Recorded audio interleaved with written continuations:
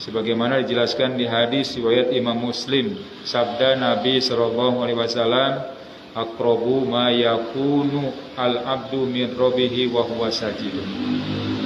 Aqrabu isim tabdil, wajan af'alu, asal kata dari qoribun. Qoribun itu artinya dekat, tapi kalau memakai wazan af'alu menjadi aqrabu, yang paling dekat. Aqrabu, yang paling dekat. Ma yakunul abdu, keadaan seorang hamba, mir rabbihi, dari Tuhannya, wa huwa sajidun, ketika dia sedang sujud. Jadi dalam sholat ada kaifiat sujud, posisi itulah posisi kita yang paling dekat dengan Allah. Maka kemudian Nabi menyuruh kepada kita sekalian, fa'aktsirud doa, perbanyaklah kita berdoa kepada Allah di saat itu, di saat kita sedang sujud, di saat kita sedang posisi lebih dekat dengan Allah Subhanahu wa ta'ala. Jadi manfaatkan sujud itu untuk lebih kita banyak meminta kepadanya.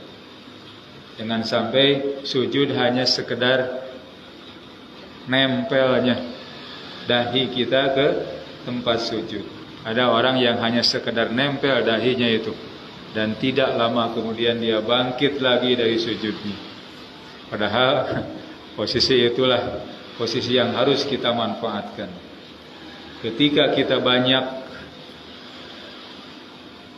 kebutuhan, ketika kita punya banyak masalah yang kita hadapi dalam kehidupan ini, maka kebutuhan dan masalah-masalah yang kita hadapi, pintalah kepada Allah Subhanahu wa ta'ala jalan keluarnya.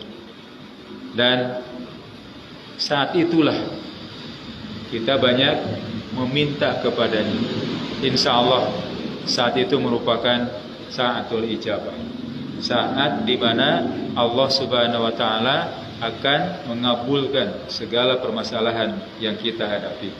Kemudian Allah akan memberikan jalan keluar yang terbaik. Kemudian juga di hadis yang lain, di hadis riwayat Ibnu